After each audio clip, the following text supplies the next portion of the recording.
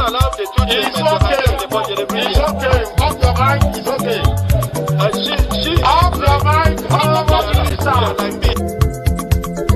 Chai! Now wow, people wey suppose talk true to power don't off mic.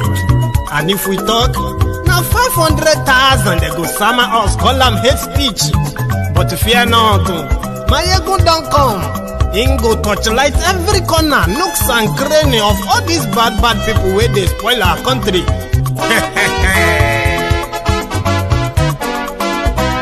So my people make we loud, oh yo yo. Maiyegun don't come, oh yo yo. My people make we shout, oh yo yo. Maiyegun don't come, oh yo yo. Maiyegun don't come, man of the masses, oh yo yo. Maiyegun don't come, oh yo yo. Maiyegun diary Politico, oh yo yo. Maiyegun don't come, oh yo yo. This one not the off in mind, oh yo yo. Maiyegun don't come, oh yo yo. Can in the touch like every corner, oh yo yo. Maiyegun don't come, oh yo yo. Okay, some people be they holla say they want the power. Chai, them be promise us say we go get light and power. Nah. Them hustle sote they can't get the power. But now they know they do anything with the power. Sure. Every day, dollar just they get the higher power over naira. See them talk say make we off mind, but thank God say Maiyegun don't come. So my people make you loud, oh yo yo. Maiyegun don't come, oh yo yo. My people make we shout, oh yo yo. Maiyegun don't come, oh yo yo. Maiyegun don't come, man of the masses, oh yo yo. Maiyegun don't come, oh yo yo. Maiyegun diary Politico, oh yo yo. Maiyegun don't come, oh yo yo. This one not they off in mind, oh yo yo. Maiyegun don't come, oh yo yo. Person where they do evil, no one make person talk. Them say that Maiyegun, that man too they talk. He too they talk. Say Maiyegun diary, he they hot like pepper. But every day then they take money in bulk. Woman picking, they the street they hawk. Still them talk say make we no talk. But thank God say Maiyegun don't come. So my people make you loud, oh yo yo. Maiyegun don't come, oh yo yo. My people make you shout, oh yo yo. Maiyegun don't come, oh yo yo. Maiyegun don't come, man of the masses, oh yo yo. Maiyegun don't come, oh.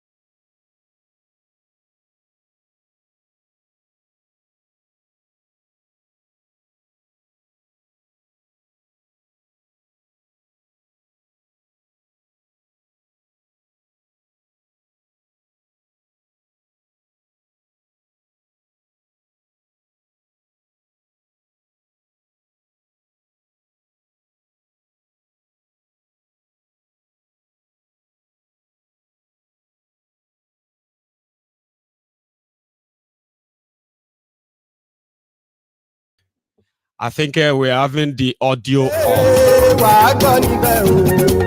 Apologies for that.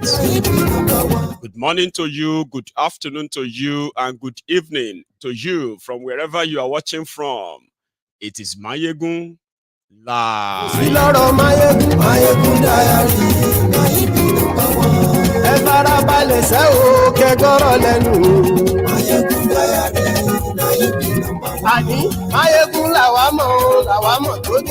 Apologies.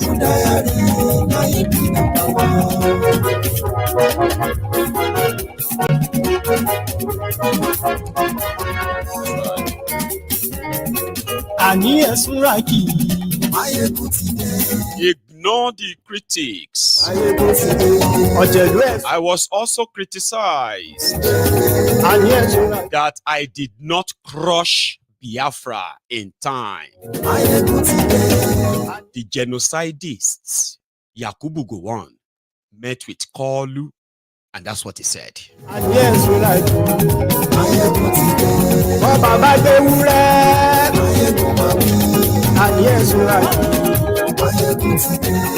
Also tonight, because we are going to have a larger house than what we had this afternoon, so I am going to give you the video that I showed yesterday that Remiti Tinubu was being called an infidel. In fact, it was a video calling for her to be killed. They said the hadith ordered them to kill the leaders of infidels, non-Muslims. And Remiti Tinubu is a leader of infidels.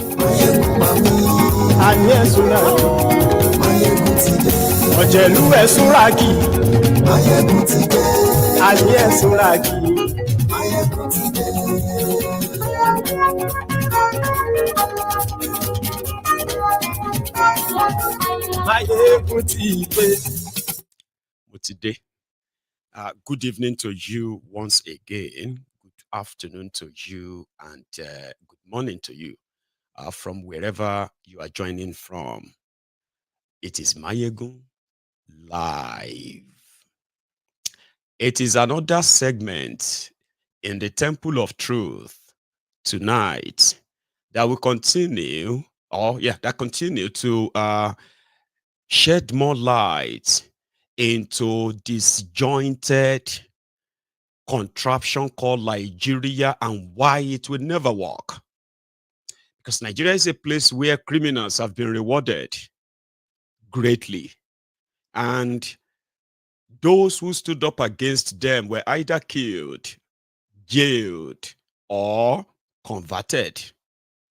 So for this generation to understand that the war that we are facing, young people watching me right now, the war you are facing, they were the war planted by rogues like Yakubu Gowon.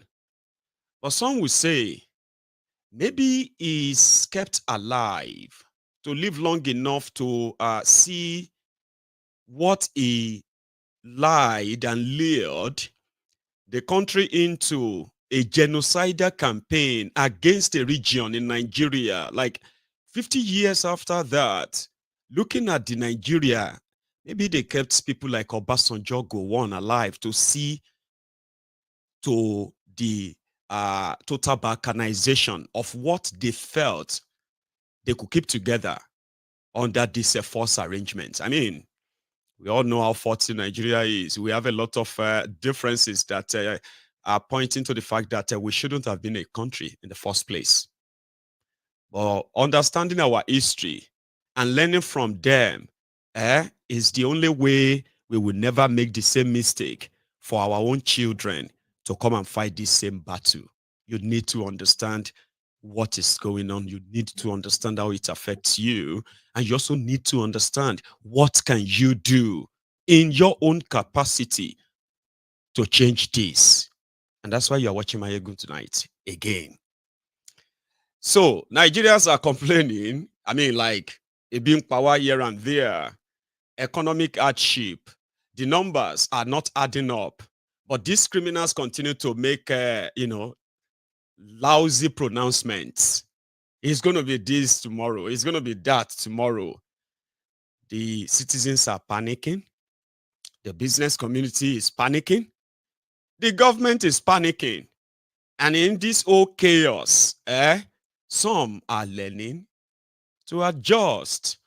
The only thing is, a lot of us believe that if truly, people are hungry for real, then I don't think any adjustments can, adjust that without you reacting. So yes, those who are currently, sort of screaming or crying, I will say they are hungry. Once they are given food, they probably won't be screaming anymore. They will be fine with whatever it is, right?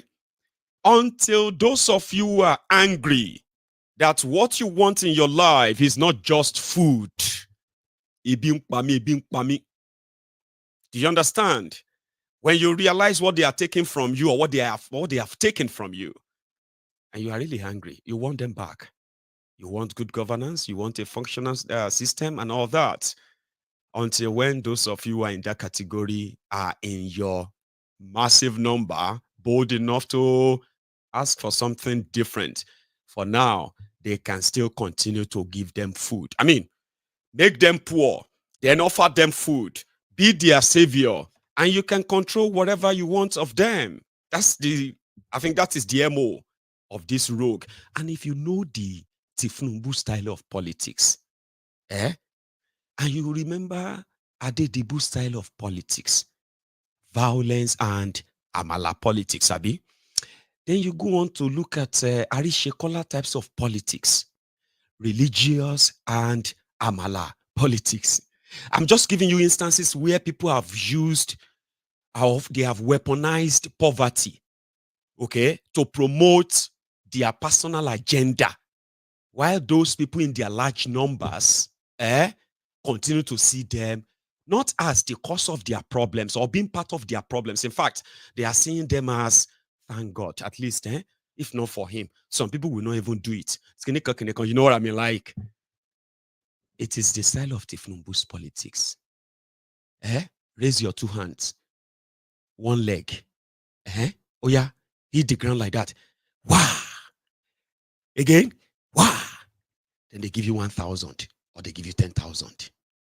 And that 10,000 can possibly take care of some meals that night, the following day, and maybe the day after. And if you are lucky to run into them again, you do the same thing. Abao, bah, bah, bah. They give you another 5,000. This is what they want of the people, not anything like to make them self-sufficient, train them, educate them, invest in them. That is not Tinubu's politics. And that is why, from time immemorial, that body loan, despite the fact that people go there every day, old people, young people, children, they go there, they queue there until somebody comes in like a guest. He will share money to them outside, and then maybe sometimes Tinubu will send people from inside to go and give them money. Or sometimes they'll just say, okay, listen, on Friday, everybody should come. They are sharing rice. That is what they want of the population. That is the government policy of Tinubu. When they were telling these people that they will give their children free education, your children will get free education. They didn't tell them that their teachers will not be paid. Their schools will not be standard. Materials and education stuff like that will not be sufficient.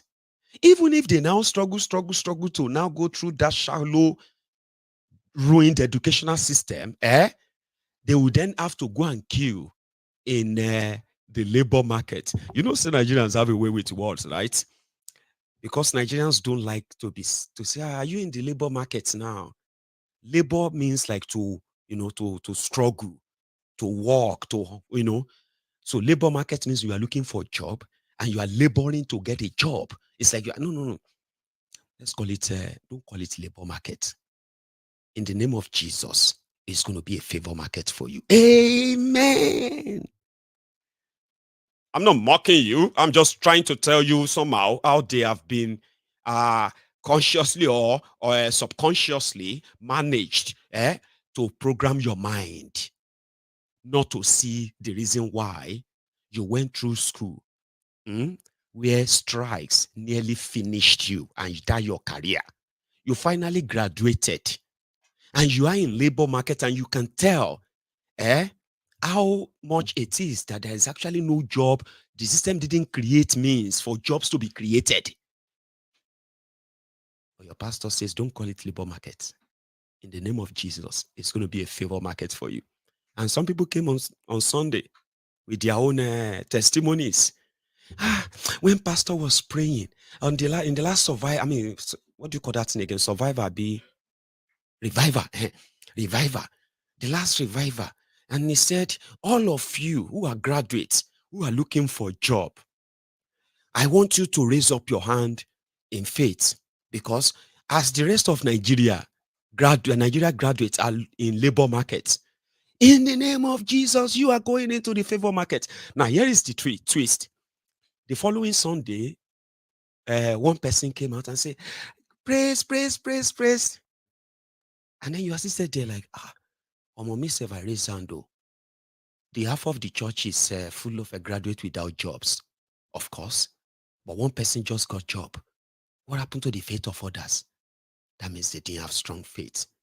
So then you will begin to build how to have strong faith, closer to God, be able to ask God for anything. I want this, get it, and all that. So you get closer. In all of that, which shouldn't have been a bad thing, if not because of your situation that makes you get. They say if Nigerians, if they have access to what do you call it? If they have access to amenities that they kind of pray to have access to, right? And then they have jobs, that they have real jobs, right? Majority of you will not be going to any church or mosque. Here you understand, but that's a story for another day. Here you get. So because you want to get closer to God and get what you want from God and become stronger because you want to be like Sister Bingpe. Sister Chioma that graduated just last year. Hey, the girl that just finished NYSC just last month. Me that have been a graduate for the past 8 years. Brother Solo. This is not right too. Then you meet the pastor. Sir, I have a question. I mean, sir, my situation is, say, you need to get closer to God. You need to pray very hard. You need, They did not want you to know and concentrate on the failure that turned you into prayer warrior.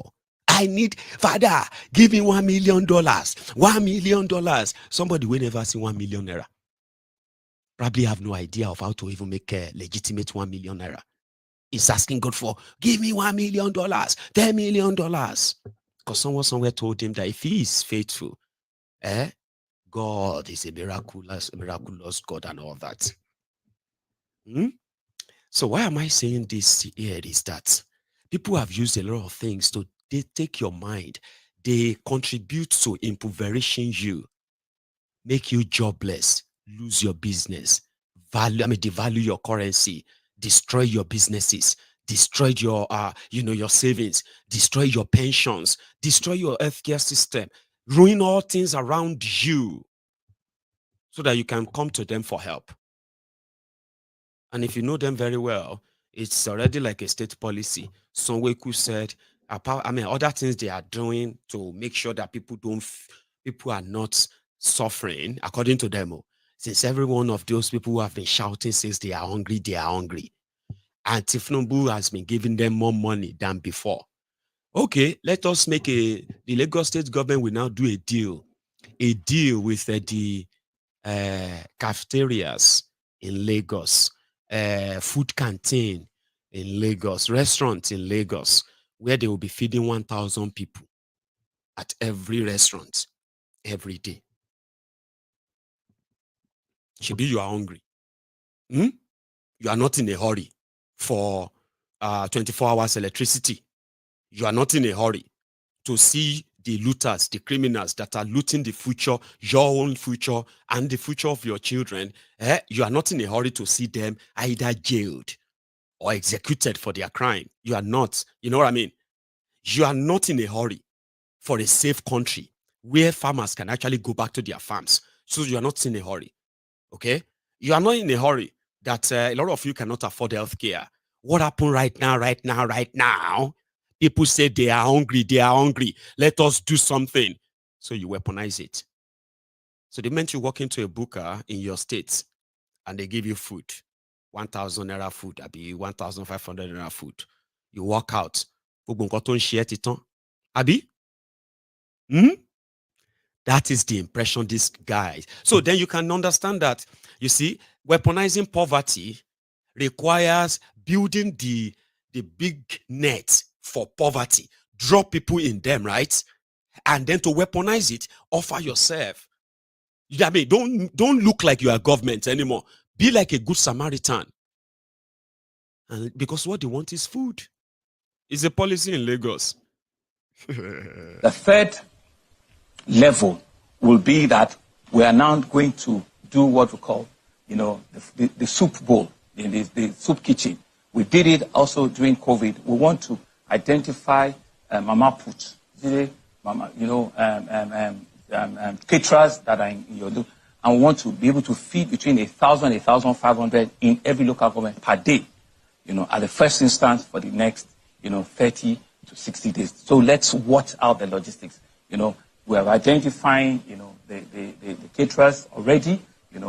Funds will be sent to them, and they will have vouchers so that people just walk in, and just give them something, to eat, one a day, and let's just continue, on that. The whole idea around this is that one of the verticals will reach you.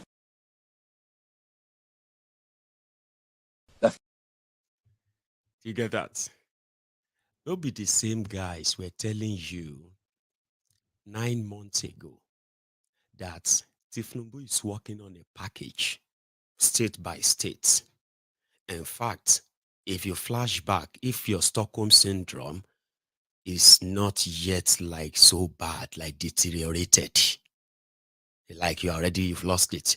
But if your own Stockholm syndrome is still doing, you know what I mean, like a 1 day off, 1 day on, like NEPA, you will remember that when Tinubu said subsidy was gone, this guy said, you workers, they will give you 35,000 naira extra on your salaries. Have they been giving you that? They said for 6 months. Have they been giving you that? No? Okay. Then they said, all of you who are very, very poor, they will give you 88,000 naira. Shishi, they no give you. Later, they said they have released grains, rice, and all that from their silos. Only for you to realize that Nigeria don't even get silos anymore. Or me, where they talk silos all this time, right? Bokwari don't empty the silos. All these times that they are telling people that Tinubu has ordered the release of 100 tons, the release of 200 tons, the release of 40 tons. Abalori Ronio. Lori. What they have been doing is that Tinubu gave, according to what we heard, Tinubu gave money to lawmakers because people are starving, people are complaining. So they said he gave them money to receive the supply of 1,200 bag of rice. I imagine. So what happened was that, according to that information, they said Tinubu gave them money that each House of Rep member will receive 2 trailers of rice for their constituents. That means they will take it to their constituency and share the rice. But out of 360 House of Rep members, those who actually really shared the rice and gave to their people, I don't think they are up to 50.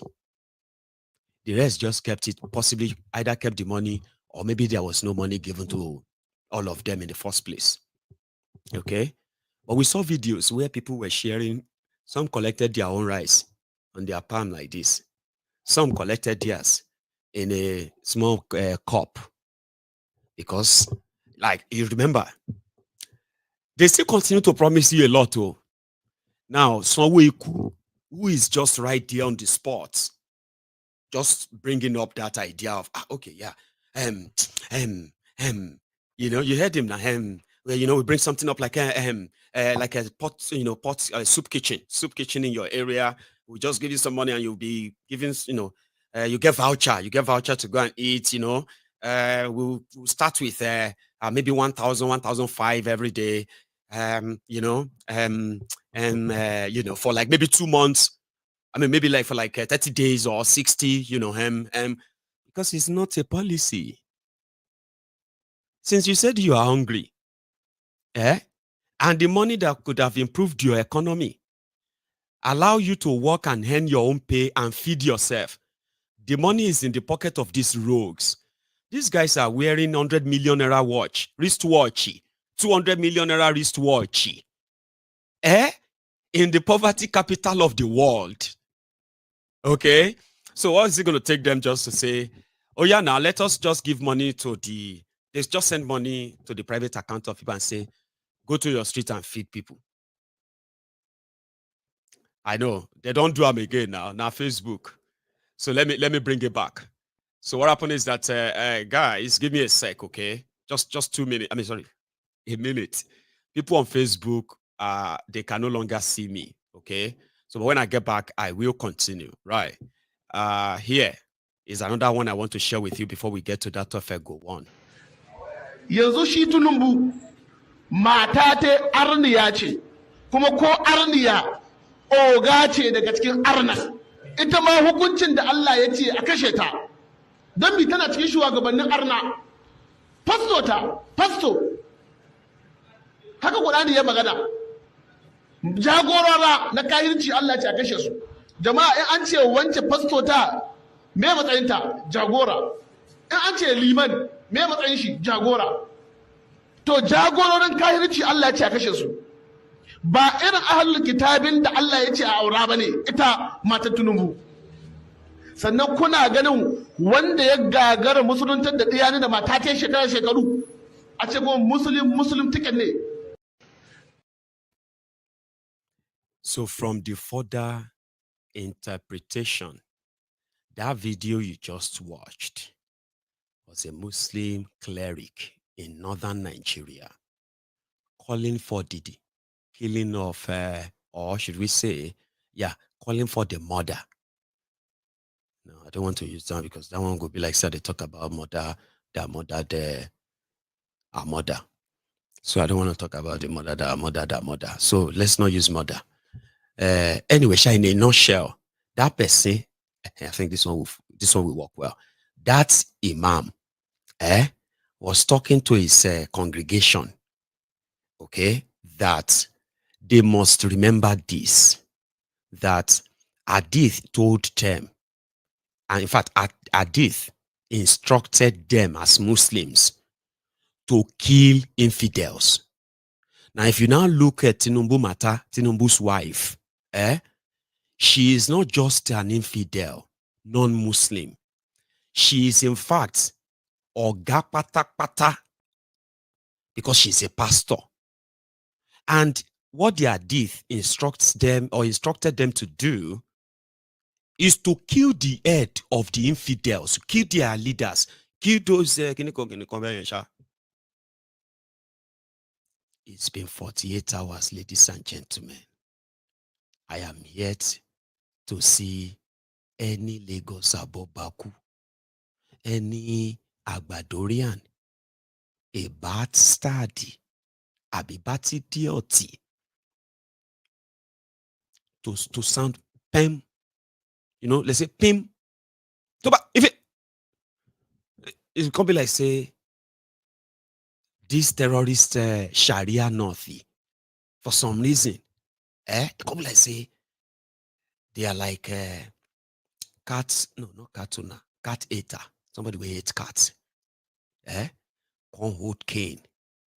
And then you snap the cat, and the cat cries in agony. But you don't want the cat eater doesn't want the cat to scream. And say, Tiba. So you see the cat doing like that.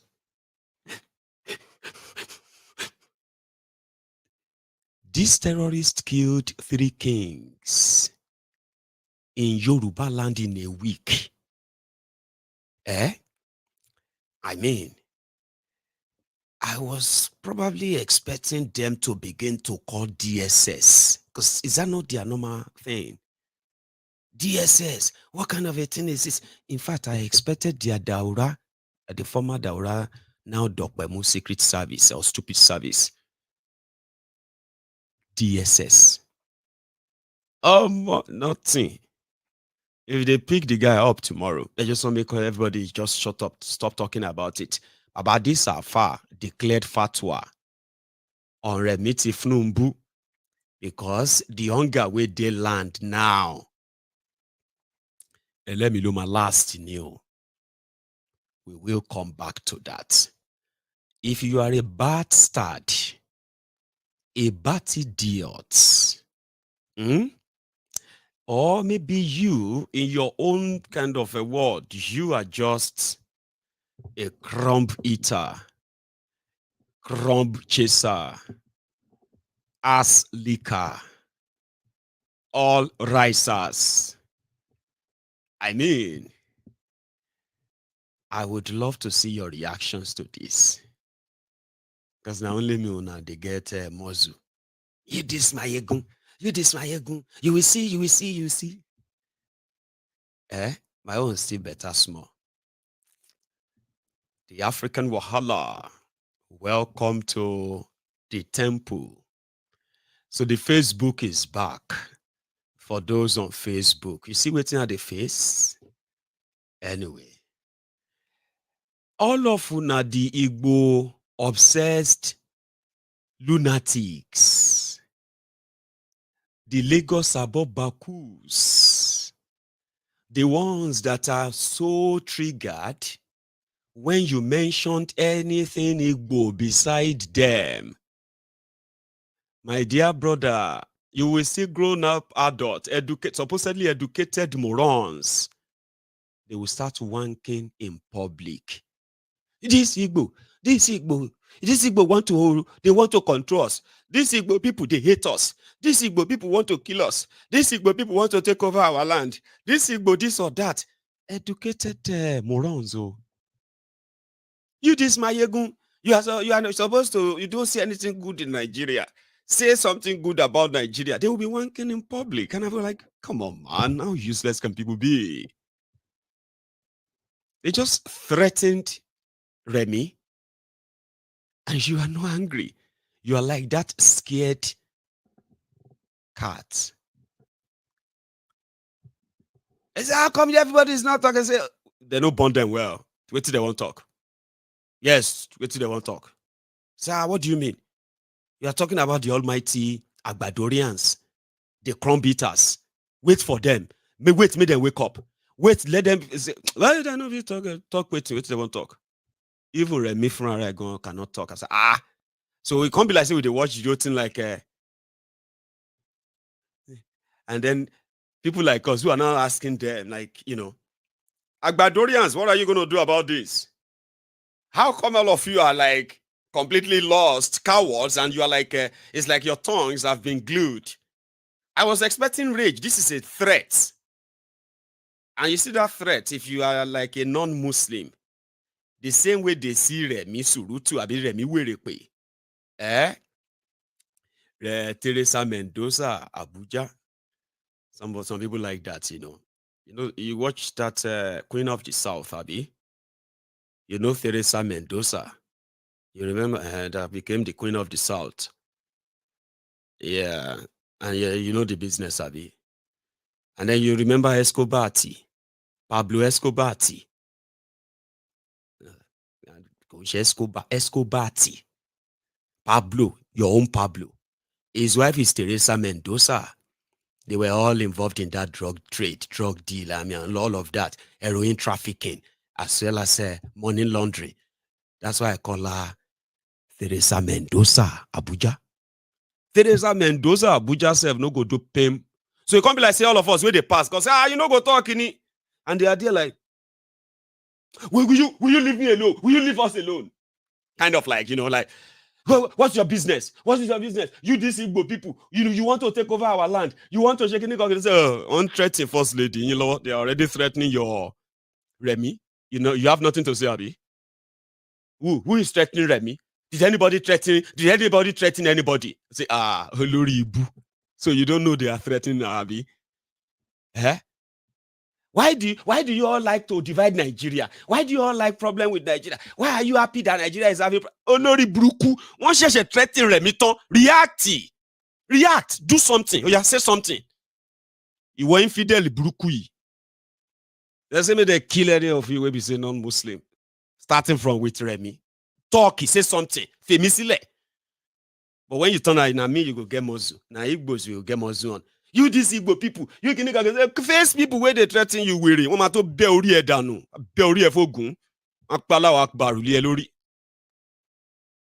think it's the hunger that is causing that, if you ask me. Even the Afar where they support Muslim tickets, they don't change gear now. And I told you, you need to be worried about them because those ones, they see them be shoko.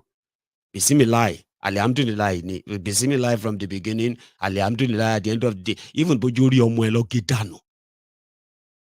you better face the reality and see the people who actually want you dead if they have any slight opportunity. So Yakubu Gowon, a genocidist. Genocidist Gowon. History madao. You want me to give you a quick sort of history riaza? I will, because I have to, so that you understand who be this man.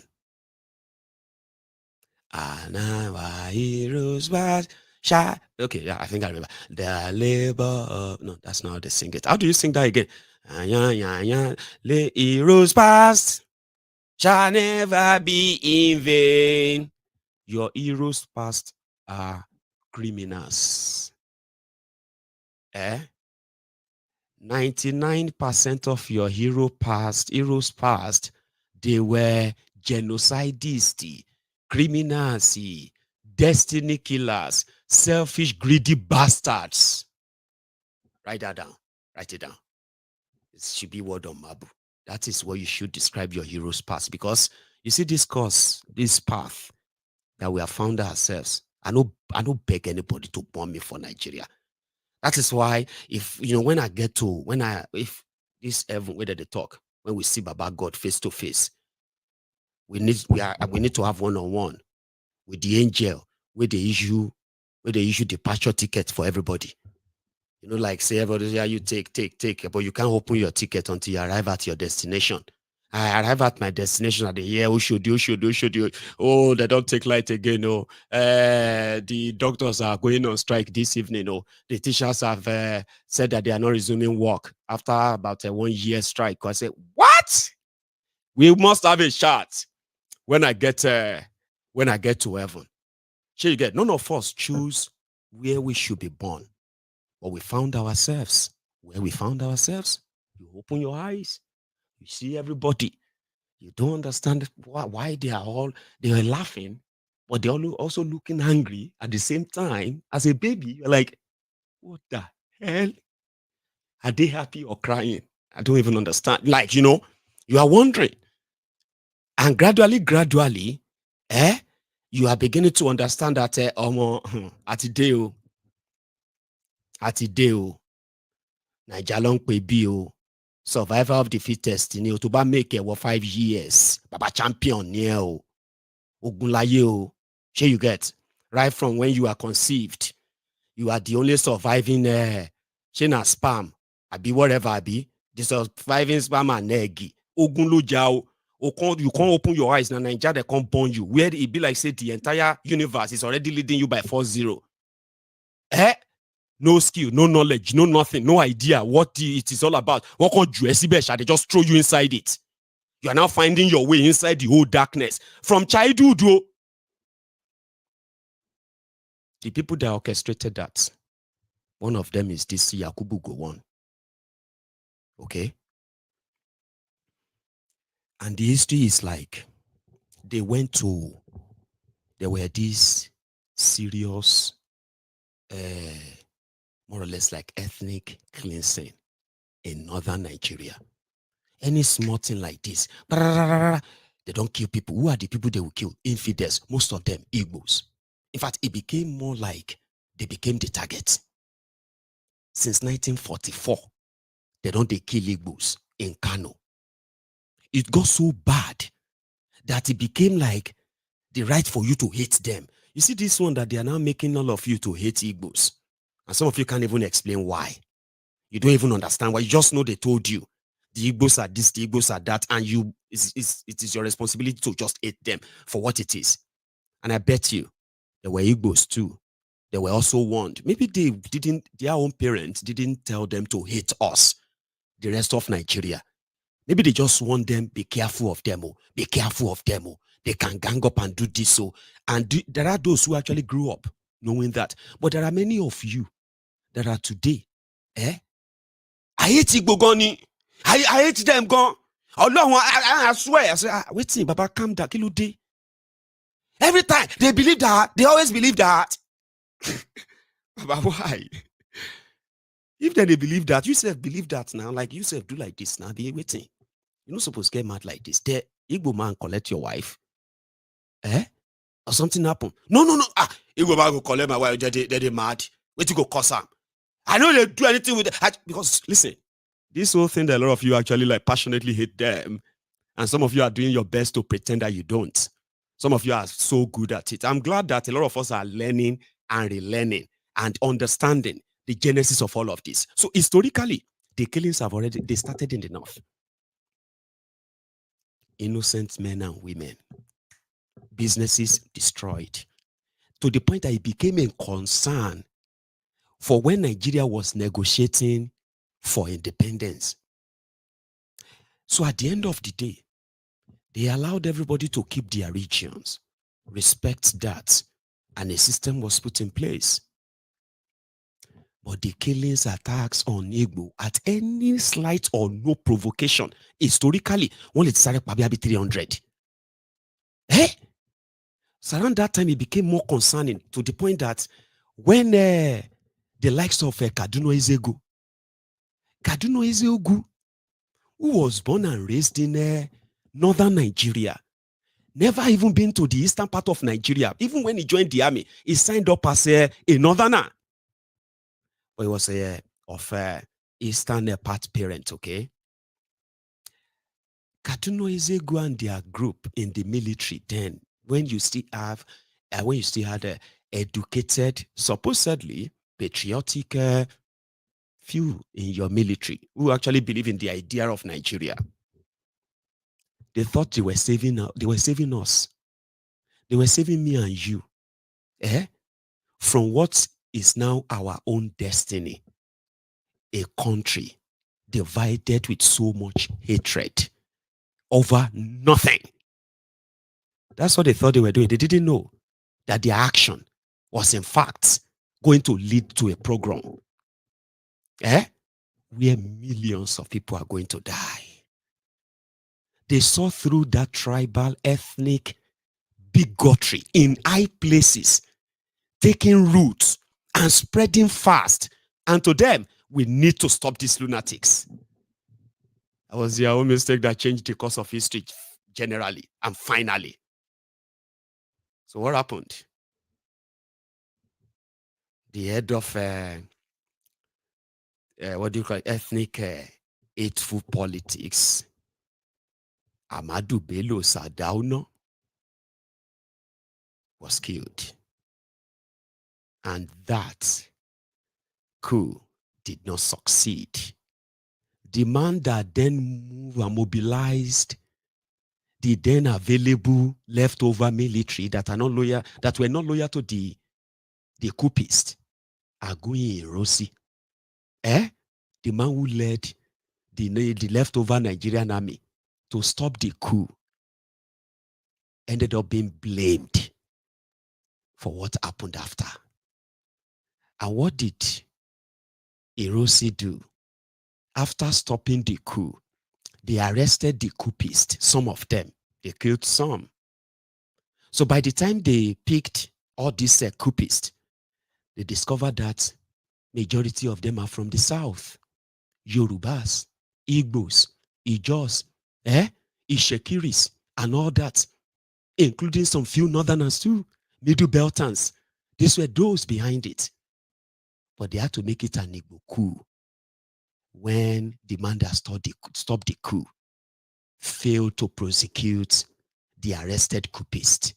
Remember the genesis, that we have no idea where the hatred against the Igbos started from. But from record, when they started killing Igbos, like for real, making them a target, the earliest recorded one is 1944 in Kano.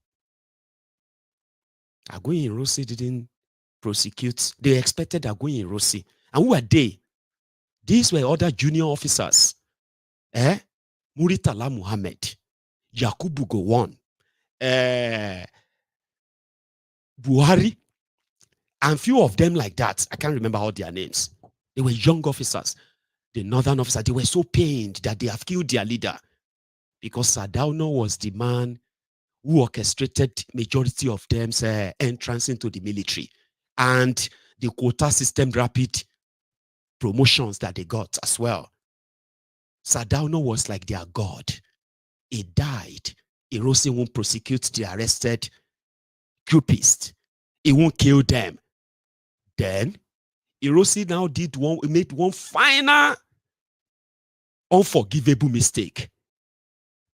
It's a mistake. To change history. Wow.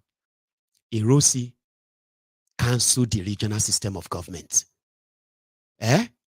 And brought what he called the unitary system of government under one military rule.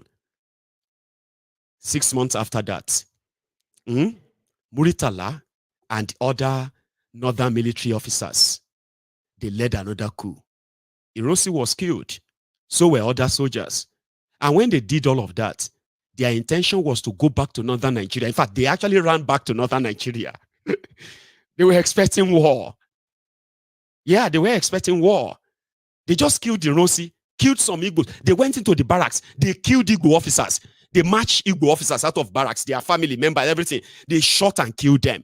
When they finished all of that, you remember Lagos was the capital of Nigeria then. They flew back to north. They ran away. They were expecting and waiting for war. That was where America came in. That was where Britain came in. Britain said, they were so ready. They wanted to break away from Nigeria. They don't want to have anything to do with Nigeria anymore. Let us go. We are not interested anymore. They have, you know what I mean? Like, it was a very, very 1960s, 60s in Africa. That is when the history of Africa that is happening today was rewritten. The destiny you are witnessing today, 60s of Africa, Nigeria took his own shots. I mean, look at us. So then they brought them back and said, no, you can't do that too. Okay? What happened right now is that you have killed a lot of people and all that. Okay? And in fact, it was even said that among the coupists, they felt like there's a part of the history that said that too. Okay? They said the coupists then, because Awolowo was already in prison in Calabar. Okay? And Calabar will end up falling under Eastern Nigeria, is falling in under Eastern Nigeria. They said the coupists had it in mind that they will clean the bigotry, the corruption, all of that. They will clean that. And they were going to break Awolowo out of prison and make him president. There is no real verification for that. I know a lot of people have repeated that and all that, okay? But there's none, because throughout the time they carried out all their coup. Their coup was really successful.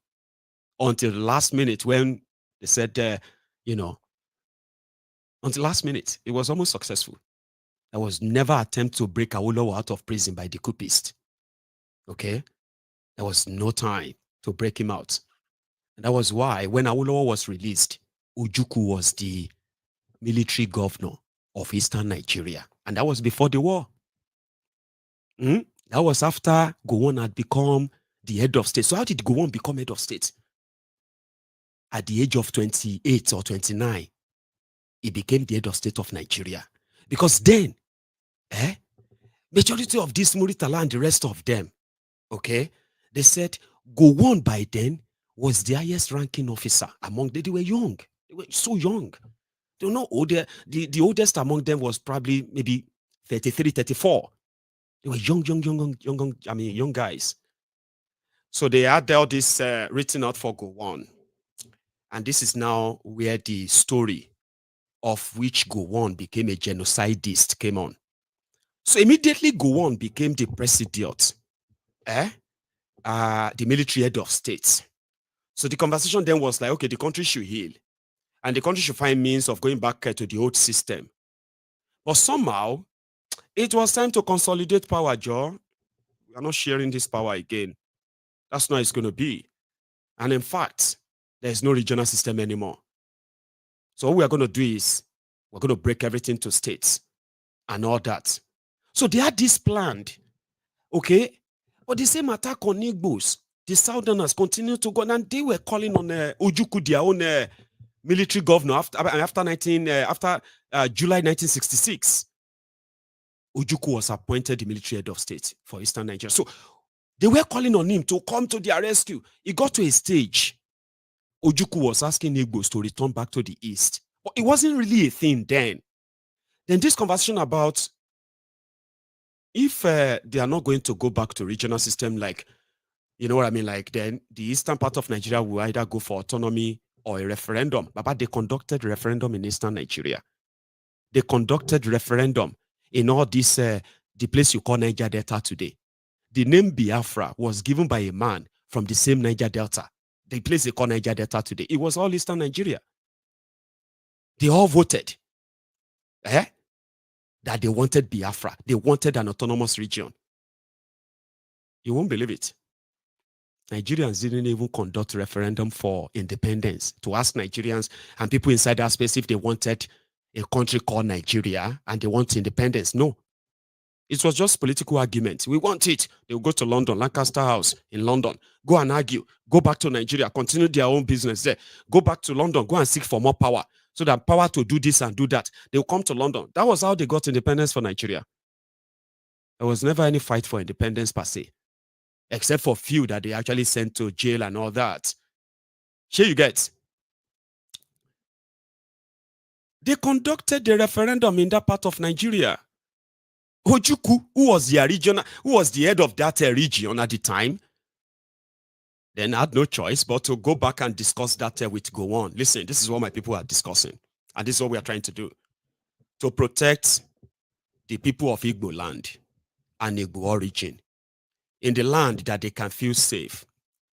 In this space called Nigeria, we won't want to be part of this unitary system. Our people said they don't want to be part of it.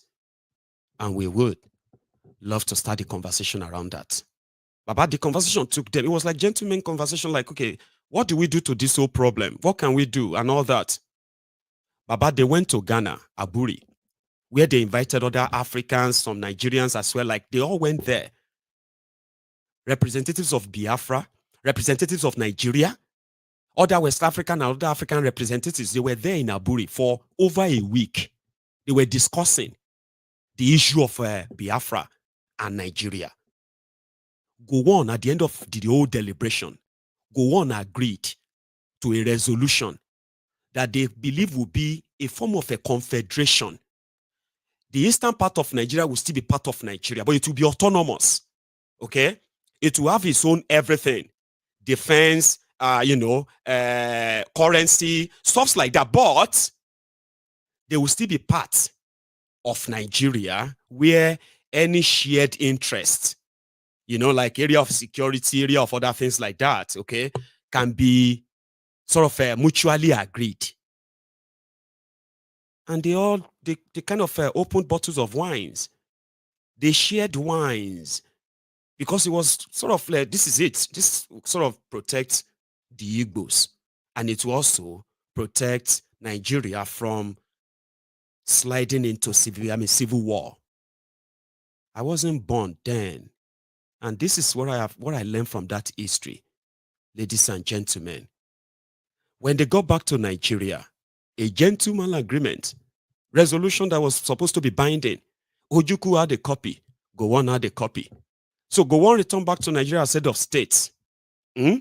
By then, Igbos have already started moving down east. Like, you could tell around, there was like people were moving, selling their houses, selling wherever they can sell, park wherever they can park. They were moving down east. In the middle of that transitioning that conversation, when Gowon got back to Nigeria, met with, supposed his backers, this jihadist Muritala and co. They rebuffed him. In fact, they threatened that they will kill him. That's what we heard. They told him that they will kill him if he did not hear that agreement right there in their presence. That day, Muritala personally threatened him, like, I will kill you myself. Muritala was like, for those who actually knew him, they said it was this brutal, soulless animal. I mean, if you ask people who are from today's Delta states, where Muritala killed hundreds of unarmed civilians who thought the war had ended. And they came out with white handkerchiefs to welcome the Nigerian soldiers who have now managed to now cross the river to their side. And Muritala ordered the men and the women and children to be separated. Then male children and men, they were put together and they were shot and slaughtered right there on the spot. That was what Murtala was. And that's what he did. That's what he later did when the war started, the genocide. So Gowon was more or less like, okay, I'll do it. They tore the agreement. And on the radio, Ojukwu heard the news that Aburi Accord is no longer binding on Nigeria. Nigeria government will pursue any efforts made by the Eastern Nigeria to secede from that. It was the first person to use the word secession. Ojukwu left Aburi, hoping that they are agreeing on a confederation, which is so similar to the regional system as well, right? But when the first person to use the word secession was Yakubu Gowon, and it was an announcement on the TV, on the radio, that the Nigeria will protect every land, territorial integrity of Nigeria, including the people of Eastern Nigeria. And immediately, he called Ojukwu a rebel. They were both in the Nigerian army. They were both soldiers. He called Ojukwu a rebel right there. And that was the beginning of what later led to the starvation of starvation to death of over 5 million people. So when Yakubu Gowon, who is so old now, met with Kolu, in the last 15 years, or let me say in the last 10 years, since when things began to go south this way, this same Yakubu Gowon, who believed he fought to keep the Igbos part of Nigeria for as a bigger country, as we are good together and all that nonsense. A genocidist. Olori Buruku turned there, Olori Buruku old man turned to gospel worshippers for Nigeria. He is now the one organizing national prayer for Nigeria to work. Nigeria will work. Nigeria will be great. They are killing his people in Plateau State. He can't do PIM. Do you understand that? They are all head of state. Well, what can he say? If the crippled Maradona is witnessing the same violation and invasion of his own people in the same Niger State where he carved for himself, waiting genocidists go on would do. So he met with Kolu and he told Kolu that, listen, don't listen to all your criticizers. All these people criticizing you, they criticize me too. When I was fighting the Biafran war, people were criticizing me that I wasn't doing it. I wasn't going fast enough. I wasn't attacking them. I wasn't killing them. Something like that. You get like I wasn't doing enough. But at the end of the day, I succeeded. The man said he succeeded. Then he came out of the room. He said this to the media. Maybe you have time to listen. These are your heroes present. The heroes who shaped the world that you are living now. The heroes, they tell you, respect your elders. But why do you respect your body now? Like what?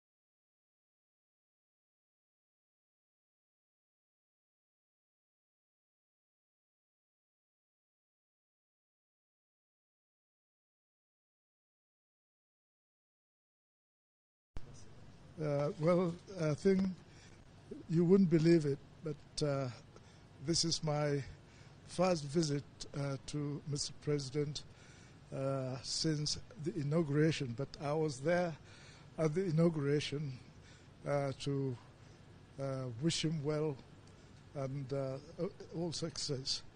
And if you remembered how busy he was, after that, visitors, members of government, all various personalities. So it was not possible for me to be able to see him up to the time that I had to travel abroad. But from abroad, he was able to ring me on my birthday, I suppose, after that interesting report, social media report that I was dead. And but when I came back, of course, made a number of efforts, but unfortunately, I think because of his busy program, it was not possible for me to see him. But luckily enough, this time, he's able to give me an opportunity to see him and to discuss various matters, especially the issue of the ECOWAS problem at the moment, which I think need to be resolved. And being the surviving leader or founding fathers of the ECOWAS, I think we had to discuss some of his plan in order to see what can be done to bring the matter under control. So this is what has brought me here, and we had a very interesting meeting. And I'm sure some of you have read, I'm told, some media report that I refused to attend ECOWAS press conference, isn't it? So is it you who gave that report? Who did that? Well, then, and trying to give the impression, yes, it is me who was probably trying to, trying to sort of sabotage, if I'm in that ECOWAS. No, that is not the case. I think there was a mixed communication somewhere, and but I think it gave the opportunity for Mr. President then to call me, and so that we can discuss. And what I was to do at that ECOWAS meeting was part of the discussion that we had today. So that has been done and solved. And I hope that we can probably be able to have that message done later on today at the ECOWAS headquarters, probably about 5 o'clock. I'm sure they will let you know. Okay, sir. Well, maybe with regards to what is happening, what is your call on Nigerians? Well, I was telling him, I said, no leader no Nigerian leader that can get there and will not have, all the, all the report, all that was that is being said, about him. But certainly there is no doubt from all that at least one hears and one sees on the various media, etc. I think the government is trying their best to deal with the various problems of the country, but with Nigerians, don't you worry, you can get criticized. I think people out there, they know better than what you know there. But I think all that one can say is that we've got to Nigerians have to give the president time to get things really done, and it is too early to sort of say yes, that absolute result, perfect result, would be achieved now. So that is my opinion. at least I know. I think if I remembered, I was told that I was fighting the war. I was too slow, and probably Nigeria cannot make it, and that we should not seek for a discussion. And well, did we do it or not? They probably do not know the problem in there on the ground. And so there we are. Thank you very much. All the best. Thank you. Could you tell that is almost like off? If it's completely not, but he's given Tinubu gave him assignment over ECOWAS. He could barely put together his words anymore. Okay? He himself is like completely gone. Okay? And these are the people who are advising Tinubu. But he remembered very well. The only thing he could remember in his 9 years of being Nigeria president, 9 years, right?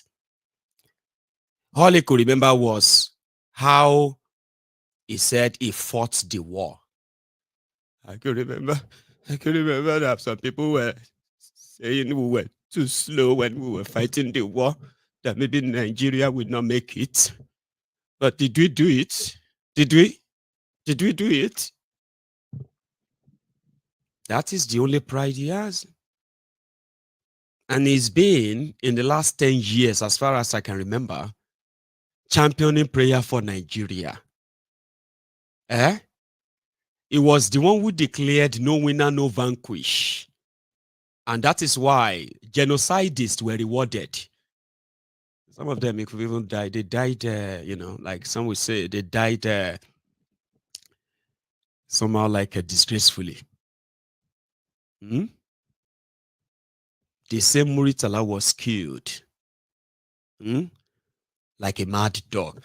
When you put down a mad dog, you can't even put down euthanize a mad dog that way.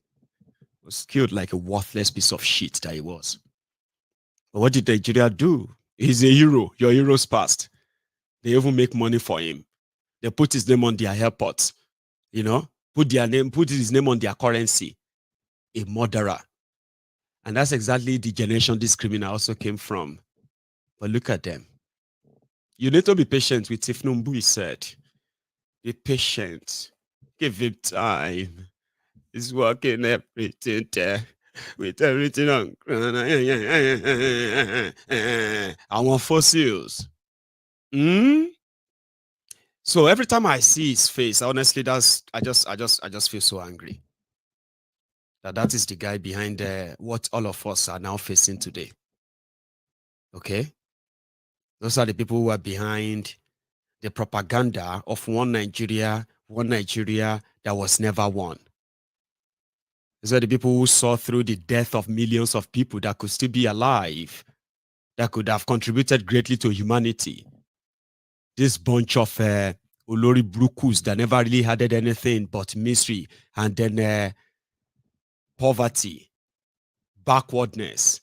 They wanted all of us to be inside that contraption and then feed them to the rest of their lives. He's being paid. As he is right there, right? He also never worked in his life. He's like Bokuwari. Okay? They feed him, they clothe him, they pay for his medical care. He gets everything. His children get the same treatment, just like they have willed Nigeria to themselves. So yeah, they are advising them, and I think when are they going to call all of you to come and do national prayer? He's going to be there. Same as Kuka, Reverend Father Kuka. Is that not his name? Kuka. Or Bishop. No, sorry, Bishop Kuka. Bishop. And they all will be there taking pictures, praying for Nigeria. And Woluri Bubu. But when you know your history very well, you will know that somebody like that is a war criminal. But because he's from Nigeria, he's an elder statesman advising the future criminals that further destroyed Nigeria on how to do it better. So tell your children, Nigeria has no heroes past.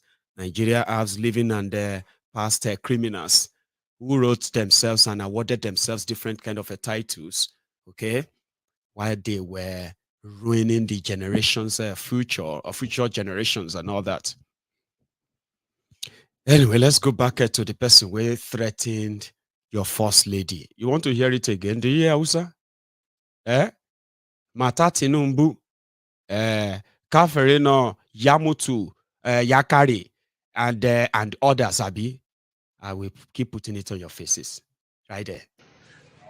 yanzu shi Tinubu mata ta arniya ce kuma ko arniya oga ce daga cikin arnan ita ma hukuncin da Allah ya ce a kashe ta don mi tana cikin shugabannin arna fasto haka Qur'ani ya magana jagorora na kahirci Allah ya ce a kashe su jama'a in an ce wance fasto ta me matsayinta jagora in an ce liman me matsayin shi jagora to jagororin kahirci Allah ya ce a kashe su ba irin ahlul kitabin da Allah ya ce a aura bane ita matar Tinubu sannan kuna ganin wanda ya gagara musuluntar da ɗaya da mata ta shekaru a ce kuma muslim ticket ne. So I will continue to wait for your reactions, because how can they threaten Yoremi? And you are saying God will judge them. When did that start? Judge anybody that for any reason call out. Even people just they call out Tinubu and his wife for who they are for real, okay? You want their edge. They want to take Remi's neck, and that's how they do fatwa. They can put a bomb on a child, okay, to go and cuddle her, give her a hug, and explode. You see, I keep saying this, that I don't know about others, but for me, that I don't like these people, that I know they represent so much evil in the land with what they have actually inflicted on people, right? Seriously, I just want the normal justice to happen to them, or natural justice. I don't want vigilante justice. I don't hate people. I told you that I don't even have a space to hate anybody, because I've not even loved enough people in my life that loved me back, which I kind of, so I don't have enough space to hate anyone. If I don't like you, I just know I don't like you. So I still care about some of you. That is why I continue to warn you about the economic danger, the economic pitfalls that these guys are digging for you. Well, you can abuse me, you can call me names and all of that. Nobody is going to threaten anybody I know, and I will think, oh, God will judge them.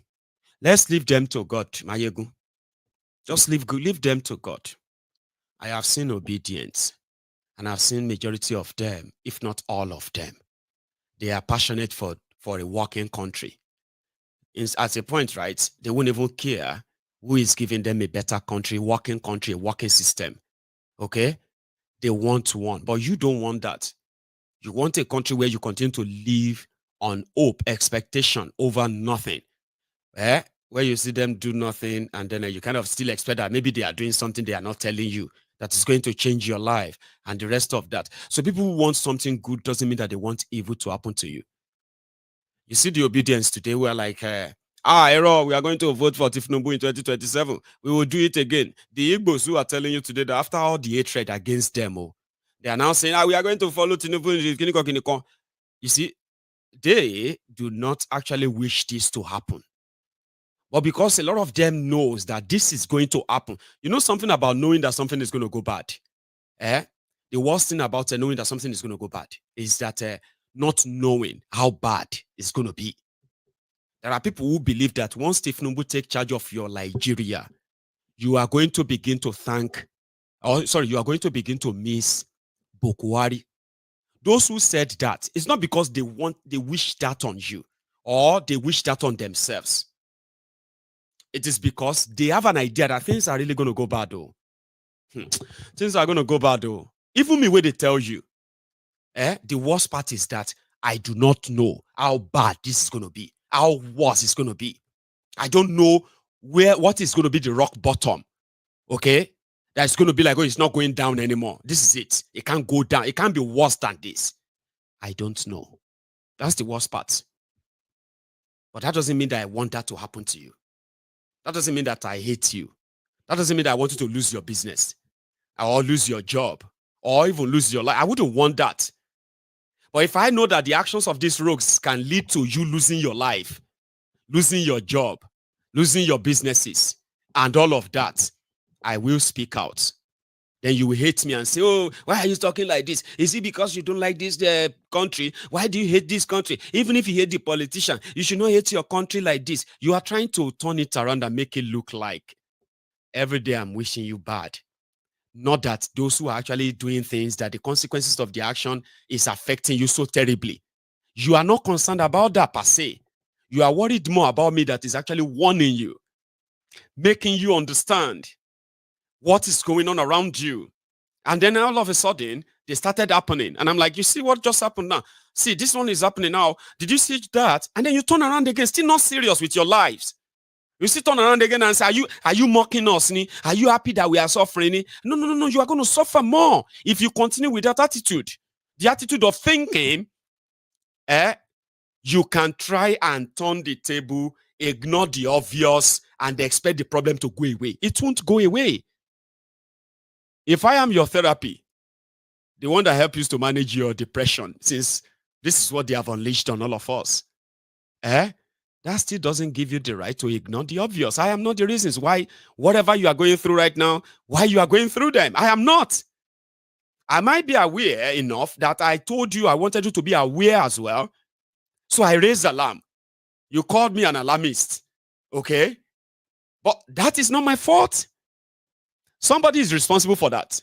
Someone's actions, some people's actions, their policies and all that, they are making life hell for you. Do you get that? I am aware of that. I may not know to the extreme how deep it is that they are hurting you. But I know they will hurt you. I know they will. And if you then know they are hurting you, or you're angry with me, you are not angry at them. Do you understand that now? So I don't wish this on you at all. The fact that I know it's going to happen. A lot of us don't know how bad it's going to be. There are those that will tell you that it's going to go bad. Things are going to go.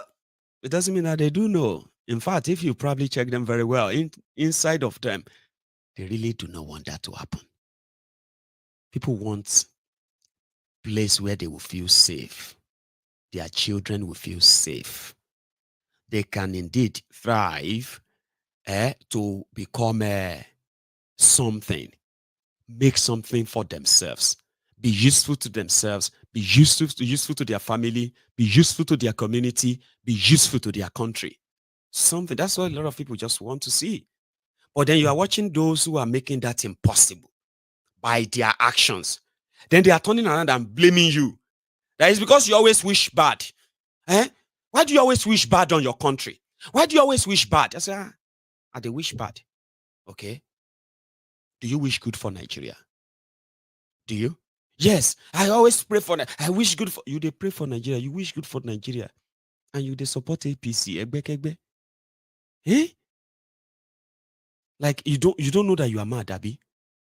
I know. And I've met few mad people, truly. They say if you see any APC, anybody that says he's a Tinubu, a APC supporter in this part of the world, now 3-1 and maybe 3 minutes check. You don't hear that before? 3-1 appointment. I don't even know if that is what it's called. You medical practitioners on this platform, please help us. What is that thing that they say 2-1 or 3-1 appointment with medical doctors? What is that? Under observation every 2 minutes. Every person that says they are smart, they have brain, and they have something to say to defend Tinubu, a BAPC, Egbekegbe, in this part of the world, when they go for medical checkup, they will bring in 3 doctors. 3 doctors. There will be one that will be checking him or her. The other 2, they will be observing him or her from behind. 3-1. One person cannot attend to an APC, Egbekegbe supporter. One person cannot attend to them. You need them because only Geje. Yeah, he can bite you. So they need to begin to watch the behavior. They need to body movement. If they are like twisting, if they are like unsettled and all of that stuff, they can tell you which psychiatric hospital they will take them to if it is part of this part of the world. Unfortunately, some of them escaped from Nigeria. And they are here. I mean, like, we do have them here. The Abrodian Abobakus. The Abrodian bat idiots. Bat idiots. The Abrodian bastards. We have them here too. So I don't wish anything on you. So if I hear somebody threatening to kill me or kill you, even if you are one of those who abuse me every evening, I will still stand up and say, they can't kill you. What?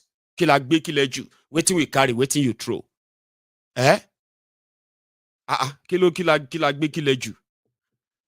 Agbe kilotimpe baggy spaghetti. We carry sachet of spaghetti. Alaye, you take anger, carry bag of cement, throw them at me. Kini mo gbe kiloju. Waiting I carry, waiting you they throw. They threaten somebody to kill them because of what? Because they are infidel. Even the word infidel. There are some people who can easily use that in Nigeria. Meet with terrorists like this. Baba, it go trigger me.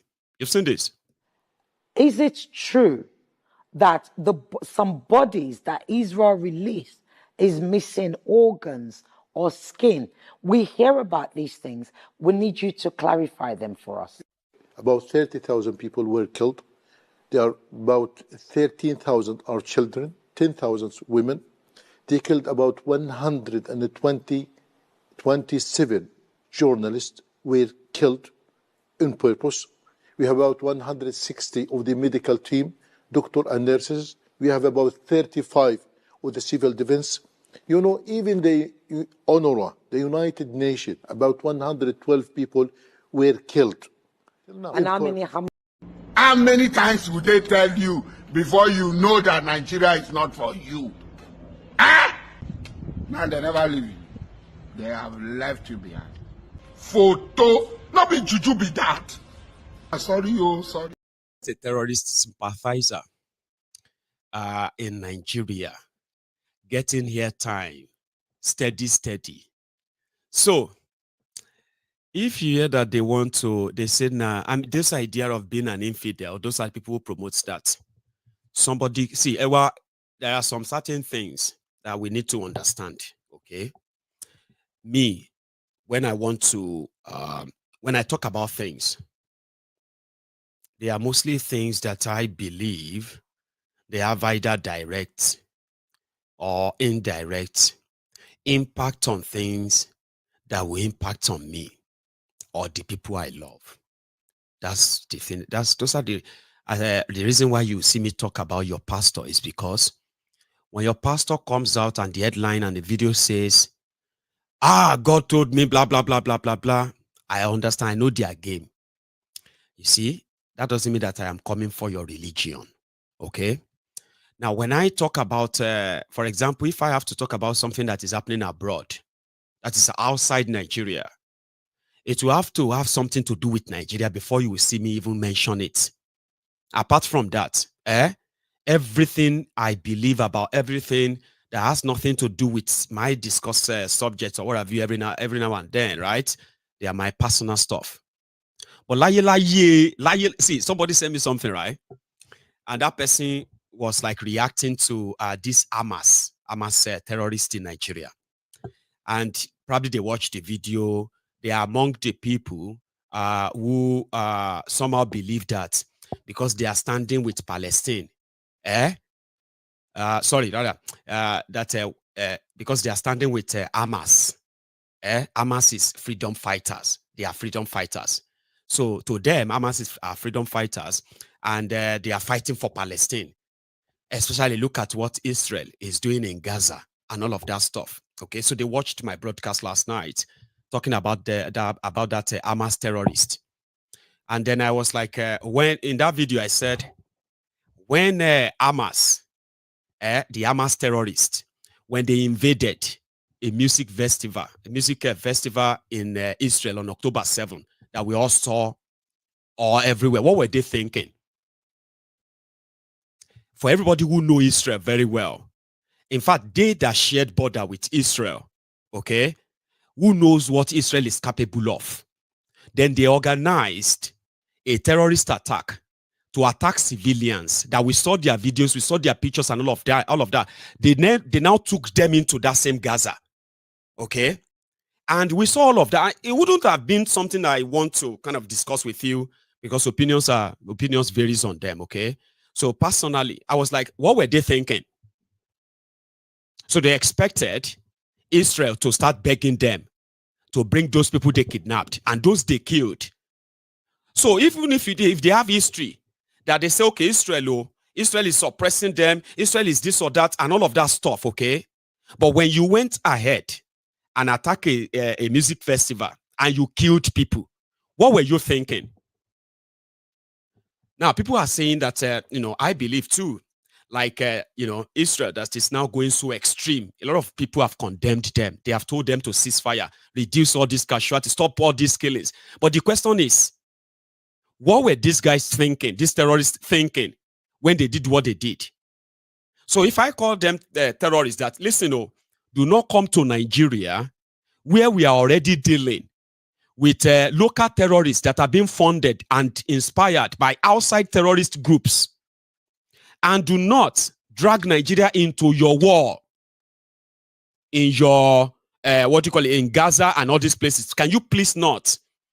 This guy came to Nigeria on Nigeria media. This guy is a declared terrorist, wanted terrorist. So this person now sent me a message. If you don't know anything about something, you don't need to talk about it. What you know. Did I actually come here to say, I'm going to discuss Gaza at Israel? Did you see me come here to discuss Russia at Ukraine?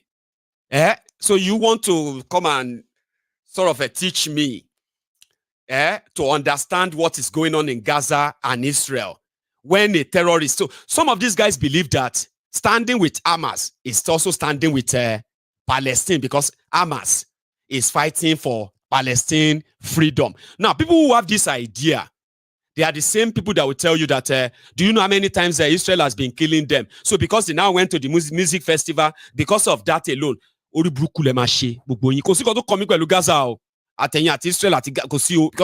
the same thing happening in Gaza will probably, Israel and Gaza will probably soon be happening in my own land too. So, and I'm concerned about that. I am interested in that. A lot of you who are connected to these people because of your religion, some of you who are Muslims, you love Hamas, you love Gaza, you love all of this because you are Muslims. Some of you who are Christians, you love Israel. Israel is this, Israel is that. I have no problem with you. If this guy did not show up in Nigeria, and I know what that means, so I reacted to that. So don't come and lecture me about your Gaza, about your whatever. It's actually absolutely none of my business. Oh, you need to be human. Don't say that. Don't say it's not it's none of my business. And I actually wanted to send out to that person, and I know you may be watching me this evening. What is my business with Gaza? When I know that what is going on in there is probably going to be the destiny of my own children and grandchildren in Yoruba land. When some locally armed people are claiming that the Yoruba land has been willed to their forefather, Uthman Dan Fodio, then I cited an Hamas terrorist in Nigeria, speaking on Nigeria National TV, promoting and justifying the terrorism they carried out. You are feel shall I Israel for me? You see what Israel sorry, I can go on and on and on, because that's exactly how I felt. And that's what Nigerians are. I read the name. The name was like a Yoruba name. And I was like, what's it concern me and concern this Olori Bruku with what you think is right or wrong in Gaza or wherever it is? Shomo Gaza nieni. Kini Hamas in Nigeria? Kilo in Nigeria to further recruit and meet their different terrorist cell in Nigeria. The ones they told that in their hadith, I am an infidel. Oh, ni shorire. What to say message? If you see this video, ni kure. Shobo. Shami. So, like I said, I do not bring what is none of our business here if they don't tamper with what is threatening our lives. The contraption called Nigeria. We know all the game. We know everybody inside the place. We know all the scheme. We know these people are telling us Nigeria will become an Islamic country. And we are seeing our people being killed. We are seeing people being chased out of their own lands. And those lands are being renamed. We want to defend Islam because you're a Muslim. So you won't defend Jesus because you are a Christian. Did I come here to say I want to do a debate about Islam? I am talking about how this is coming and the agent provocateurs. Onikure. Ajoro Gaza at Israel yellow pie. I want to talk about Ekiti ati Oshun. Because one of these days, the Ekiti and Oshun may not become Ekiti and Oshun again. It may be a caliphate. Those who believe that are existing, those who are funding them, and the rest of them. And not even just that. Hamas has been designated as a terrorist organization. Any country that is associated with them is known as a terrorist country. Nigeria is designated as a terrorist country. And a lot of us are already wearing that stigma everywhere. All of now, they travel, sha. Everywhere you go, you have to prove that you are not what they say you are. Yes, and you don't even know what they say you are. It's just because you are carrying a green passport. Nigeria. Step aside, please. Could you please step aside, please? Step aside, please. Say, why? But you are not telling everybody else to step aside now.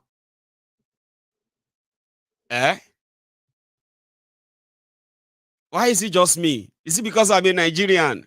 Excuse me, I'm going to have to call in security if you don't calm down me, ma'am. Ma'am, you need to calm down. You need to calm down. I'm going to call security. So am I a threat to you right now? Because I'm asking why you are asking me to step aside. You know, we did not ask for this. We didn't. But here we are. We have to deal with it. So if I am triggered, seeing an Hamas entourage in Nigeria, tó bá fẹ́ kógun fọ́ ojú ẹ̀ dànù kó ṣòfò tílétílé tìrantìran. Ṣó ń gbọ́ mi sìn? Don't come and start lecturing me about Gaza, about Israel, about this or that. Tó bá fẹ́ ṣòfò dànù. What I'm saying is that if they are allowed, who gave them visa to come to Nigeria? Which custom cleared them? Where is your Interpol? How did they get to Nigeria because of their private jets that they are flying about? Who gave them the visa to come into Nigeria? Especially, those are the people you need to think about. Those are the people I want you to know. Those are the people who are putting our lives in danger. And I'm worried. So the power triggered. More overreact. Overreact. You better be no lecture. See, when I talk about your pastors too, I've said that many times, and somehow some people are picking that up already. Like my advice me by pastor. You understand now? I am not living under the same anointing that is it called the same what do you call the same enslavement? Well, you say anointing anyway, so I'm not living under the same with you. The same way everywhere, everything where they tell you say go happen to you if you disobey your pastor, they don't tell me. And you know something? Sometimes they will say, some of us will be say we don't get religion, we don't get religion. We are telling you that we don't get, there is no God. No, not all of us say no God. What we are saying is that we will not believe in your sky daddy, the one that is actually there to scare you to death so that you can go and enjoy the better life in heaven. Sure you get.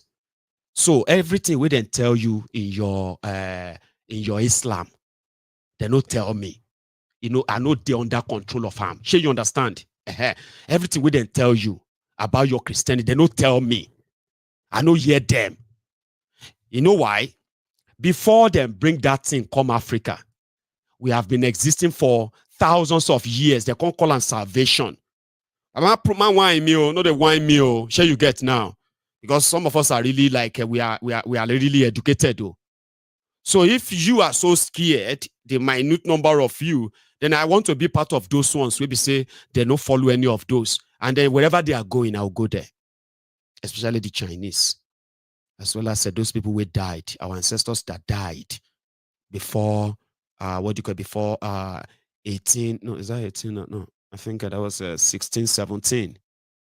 Our ancestors that died, wherever they went is where I want to go, and it's my choice. So when I see people who want to destroy my life, destroy everything about me, or supporting those who are destroying that, using political policies to destroy them, and you are telling me I should have hope, I should pray to why when I talk about your pastors, not worrying about me, no worry about me. Sure, you understand now? No worry about me. Where I end, Baba. No worry. So far, I'm still here. The moment they pass their boundary and pass that, their brainwashing, whatever what it is, let's deal with them. Because we didn't just arrive at this point by accident. A lot of people contributed to this journey that brought all of us to this state. Okay? So I just thought I should say that when I say things, Baba, I mean everything I say. Okay? And for those who know me very well, right? I think if you ask me, what do you do for a living? You ask me, Maiyegun, what do you do for a living? Ask me. I'm in the business of annoying people. I annoying people for a living. And these are people who are doing their best to ensure that we were never heard and the status quo is maintained. And the status quo is the one that has kept us under this bondage. So if all of you have little voice or big voices and all of that, should combine them. I should actually combine them together. You should. Or else our own children will be subjected to the same treatment. So yes, when I say things, sometimes they are not there to make you comfortable. Okay, laugh or all of that. Sometimes they are just there to get you to think, get you angry, annoyed. And then you can come here and say, I was so angry with it. I say, yeah, that's fine. That was the intention. Because something has to give, something has to change. We also saw the video of what happened to the chairman of Labour Party, Abure. It was released last night. But something else I want to show you. Sometimes they say, yesterday in Abuja, the Nigerian police just started arresting everybody. You know those police raiding, that they will just raid everybody and put everybody in the car, their bus, and take them to their station. And their family members will then have to come and bail them out. Baba Wanshin Sharia of FCT, Federal Capital Territory, Abuja. Take a look.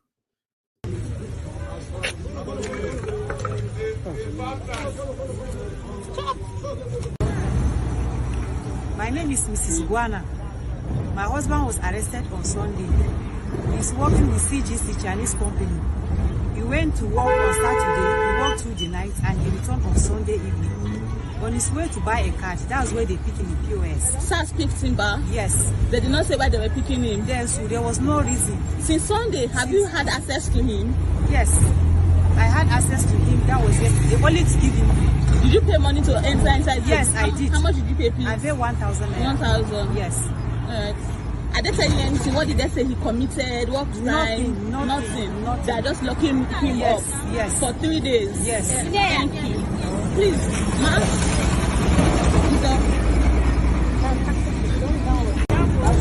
Good afternoon. My name is Blessing.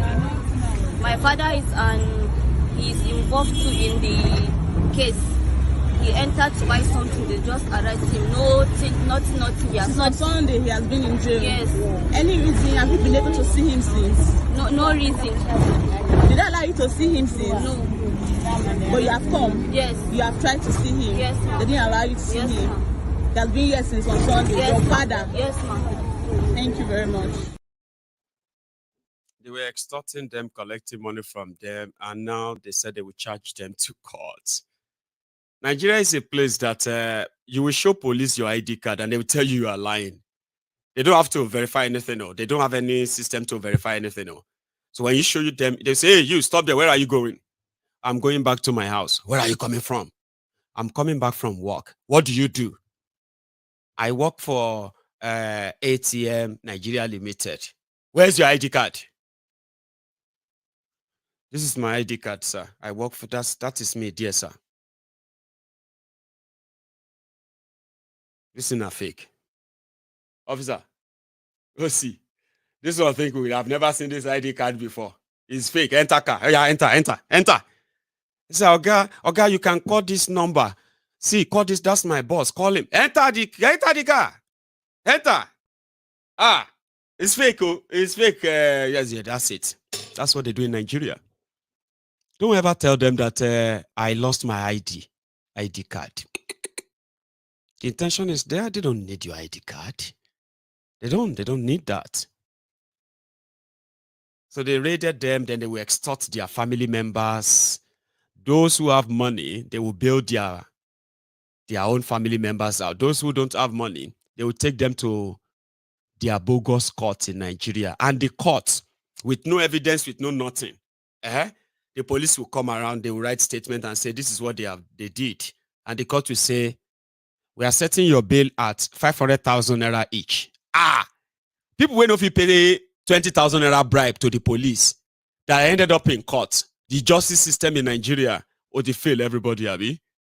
Well, it happens every day and it will continue to happen. Those are today's victims. They survived yesterday. No, I think they are like, yeah, those are today's victims. You watching me right now, and even me, where they talk, we are all tomorrow's victims because some of us don't survive today already. And tomorrow is another day. Our time will come until we break the cycle. So some people took to the streets on Kaduna Road in Abuja today. It's still about a cost of living crisis, by the way. Briefly.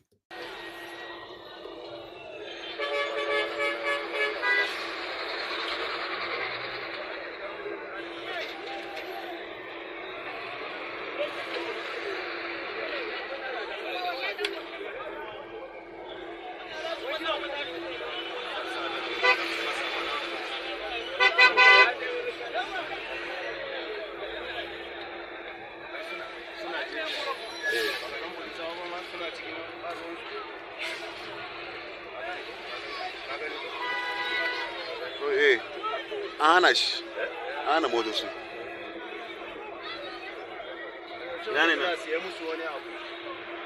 Wane ne shi ma? Shi wane ne?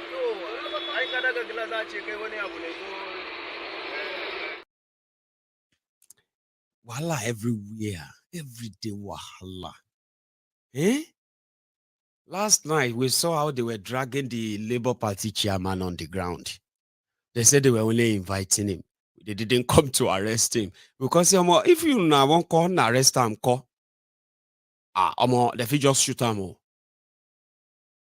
If you could do that to the chairman of a political party that scored over 6 million votes just a few months ago, Baba, you have to think I'm well. How many of you saw Igbo in Nigeria today? He's back in Nigeria, by the way. Have you seen him? Yeah, it's for his mom's burial. Igbo is back in Nigeria. And that has begun to raise a lot of voices. People were sending me messages. Ma say this one, no. I'm not going to say much. So people were sending me messages that, Maiyegun kilo happen. What's going on? They see this Punch headline where Oloye is asking Nigerians to give Tinubu time. And also, Oloye was like sending a strong warning to that Yusuf guy. You know that man that said military may take over because people are hungry. That Yusuf guy, that confessor, yeah. So people were saying, nobody I know the year. I just felt like, whoa, Baba, are you sure he said that? Are you sure he meant that? Maiyegun, I mean, come on, I say, but I won't say much. We're happy he's back in Nigeria, okay? And it's mostly for his mom's burial. I believe he was given a rite of passage, okay, to give his mom a befitting burial, and so we'll follow that up, okay?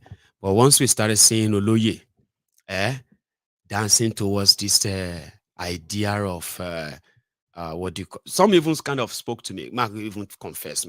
Because if all this happened later and you're like, Maiyegun, what is it? Mark say it now because I may not say it again. Okay. So some said that he will return back to Nigeria this week. I heard about it, not from him, not from anybody. But to them, they were like, he's been trying to sound nice, okay, to about Tinubu, so that because he's learned his lesson, he has realized that he can't fight for people who don't want him to fight for them. That if he had been killed, that would have been him. However, he's still strongly standing behind the fact that, you know, if he's fully empowered, he will stand there and defend, and chase this Fulani, this or that. But he's not putting everything like he did before anymore. He's not going to try to be anybody's hero anymore. From his experience and how people actually like treated him and all that. But I'm like, I want to help everybody. So we will be watching. So this is the chairman of Labour Party after they released him, Abure. Do you mind? As you know, the your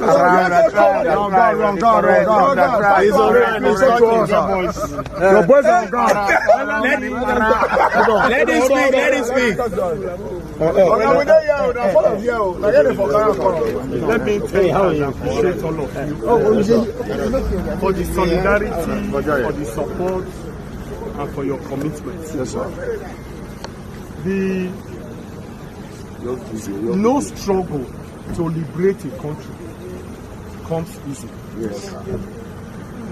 Many countries of the world where freedom fighters have fought for the emancipation of the people, freedom fighters suffer injustice, suffer persecution. Sure. And it is what is happening to me and my other colleagues since after the general election.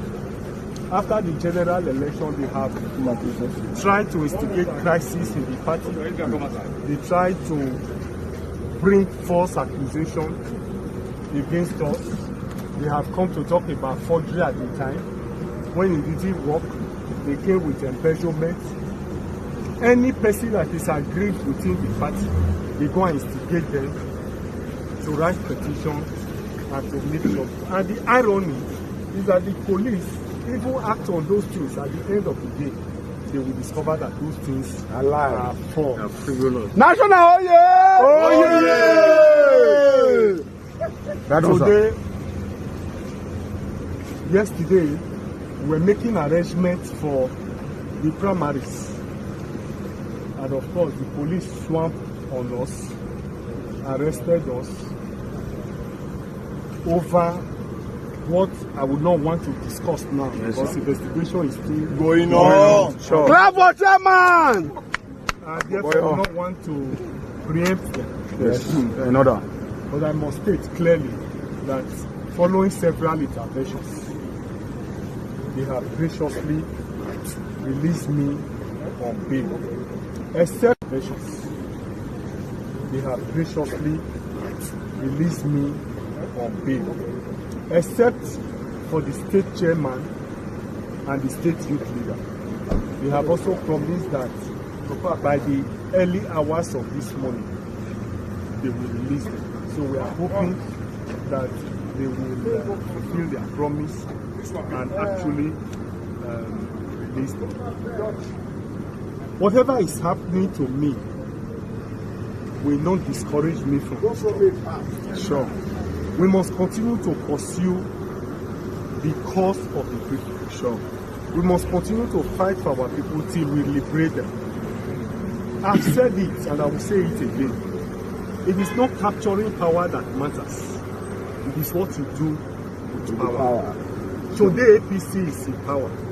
Life has become more unbearable for the people. Yes. Today, to finish the problem, dollar is exchanging 1,900 for almost 2,000 Nigerians. Fuel today is sold for 700 naira per liter. 720. There is even scarcity now, and it's likely that it's going to be increased. Inflation, even though it was double digits, it is now above 31%. Unemployment has increased. A bag of rice today is sold for 120,000 naira, and minimum wage is 30,000. You can see the paradox. You can see the irony. So Nigerians are in very serious and difficult times. And Mr. President said something recently. He said Nigerians should continue to bear the loss. Yes. It is my prayer that Nigeria, not until Nigerians start eating themselves on the streets before they will realize that they need to do something about the country. Like I said, it's not capturing power that matters. It's what you do with power. That's true. You too, yeah. Oh. You too, oh yeah. Shaman, oh yeah. Anyway, freedom fighter Abure was released last night. And like I told you before, none of us should jump into real conclusion, even though he's not making it easier for himself when he's also playing exact Nigeria politics that we know. Hide something. Don't answer the questions. Deflect from the question and make it look like, we've seen that happen many times. And I saw the obedient are already contemplating of starting their own political party. Have you heard that? Yeah, the obedient political party, they are going to start their own political party, register it, so that they will not have to deal with all this existing. But please tell them that if the obedient, I know you don't like Showore, okay? And Showore doesn't seem to like Obi as well. And Showore is somebody who I believe doesn't even believe in any alliance. So therefore, you probably will never have a chance of working together. But I would advise that you ask him for the past questions of starting your own political party to contesting an election in Nigeria. It's going to really be needed. I know Peter Obi never started any party himself, okay? But he was with smaller party before. This is not his first time. However, Showore started a political party. Baba, I was reporting on the crisis that APC wanted to take over AAC. Me, Gorilla Yemi. AAC no get one single councillor. But somehow, the power that be, they were interested in taking it over. And so then start this corruption allegation to the point that when AAC started fighting, Baba, I was like, comrade, esprit the call. Esprit the call. Ẹ̀rántí ibi tá ti bẹ̀rẹ̀. Bí Nàìjíríà ṣe bàjẹ́, gbogbo wa la lọ. Comrade, esprit the call. Go esprit the call kankan. Then go naked on the streets because of election money. They say she already sleep for hotel, blue ship hotel. I'll be waiting to record that one. Boy, na blue ray, I'll be blue. By the time they do the account, another person just declare himself the chairman of the party. Like, it was a serious yam pepper scatter. A lot of people who kind of saw AAC as a fresh one. But I said they won't pursue Showore. They nearly pursue Showore. The person who started the party. So I've seen things. So obedient, you might need that, okay?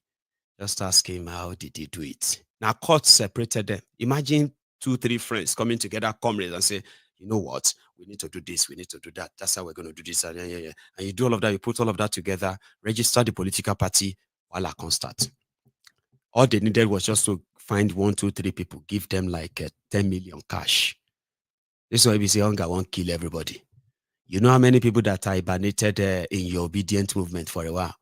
Now, obedient movement sustained some people for that straight 1 year. Some of you may not understand, but don't worry. Sure you get. So those people are the kind of people that are likely going to. Remember your youth leader, the person that arrested Abure. Now the youth leader, young guy, supposedly youth leader, young guy. No, it looked like a Kabaka like that. You know that Kabaka. What's that guy's name? Is that not Kabaka? Kabaka, yeah. This Labour Party youth leader, APC youth leader. That is Benduekun, that you're Israel, right? APC youth leader. In fact, usually, you know what I actually give to Dio Israel, right? I always feel like that your history, the textbook description of somebody will drink what do you call it, imale, like yotomumale, yotolobumale. Then another guy from PDP, all of them, they are like pals. Why this one, this madman, they dress like say, wanna be comrade for youth leader of your parties? That's the guy that arrested Apureo. The guy went to Edo. He wanted to go and conduct his own primary election for who will be the governor. Then beat him. You saw it now. Then beat him. Now they are charging Apureo for attempted murder. I remember how that guy was also accusing Showore of trying to kill him. Showore want to kill. Showore will be prison. Showore that they beat up for court for everywhere. You say Showore won't press conference like Baba. These guys were on channels. They were on the rise everywhere. They will give them So before you say you go start another party under Yakubu, I think you should ask Showore for the past questions, okay? You will need it if you're going to be involved in their charade elections. I know I may not be able to change your mind, but life is a teacher. The more you live, the more you learn, is what I was told. So if you haven't learned the first lesson, it's 100% that you will never learn any lesson until you grow weary and you become even more angrier. Better probably channel the energy now and let us come together, right? And do all it we can to ensure that this establishment that's about to finish us is finished. Then we can begin to discuss the future. But if your future is to go and get your PVC, to go and vote, I don't want to say I'm sorry for you because it's pointless. All right. I'll say that I wish you what you wish yourself. I'm gonna drop here. My time is up. I was going to take calls tonight, but for some reason, I don't know why my Facebook got attacked that much. They stopped my broadcast twice. They didn't even stop it. It was just that they just dropped everybody on it. So I want to probably take time and look into that, okay? I will take calls another time. And if you are pretty much like up early, you can join me in the afternoon tomorrow where I have lunch time with Maiyegun. We can have a more chat on this. Okay. Thank you so much, everyone, for this moment. I am going to see you some other time. Please like the broadcast before you leave. Okay. Share it. And if you are probably like you joined us at midway, you can also watch from the start all over again. I will see you some other time. Good night.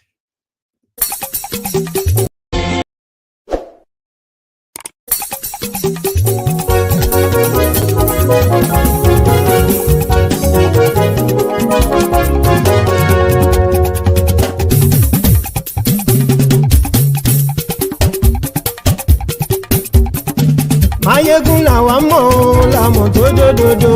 Maiyegun Diary láyé bí nọ́mbà 1. Maiyegun làwa mọ̀ làmọ̀ tó dòdòdò. Maiyegun Diary láyé bí nọ́mbà 1. Maiyegun ti dé o ọ̀rẹ́ ará ìlú. Maiyegun Diary láyé bí nọ́mbà 1. Lórí Facebook, lórí YouTube. Maiyegun Diary láyé bí nọ́mbà 1. Gbogbo bó ṣe ń lọ ni Maiyegun já wa sí. Maiyegun Diary láyé bí nọ́mbà 1. Àṣírí ọ̀jẹ̀lú kì í bò níbẹ̀ o. Maiyegun Diary láyé bí nọ́mbà 1. Bó bá ṣe eré àní Maiyegun máa wí. Maiyegun Diary láyé bí nọ́mbà 1. Ó sì tún ṣe eré wàá gbọ́ níbẹ̀ o. Maiyegun Diary láyé bí nọ́mbà 1. Maiyegun Diary Politico. Maiyegun Diary láyé bí nọ́mbà 1. Godfatherism kò sí lọ́rọ̀ Maiyegun. Maiyegun Diary láyé bí nọ́mbà 1. Ẹ farabalẹ̀ sẹ́ o kẹgọ́rọ̀ lẹ́nu o. Maiyegun Diary láyé bí nọ́mbà 1. Àní Maiyegun làwa mọ̀ tó dòdòdò. Maiyegun Diary láyé bí nọ́mbà 1.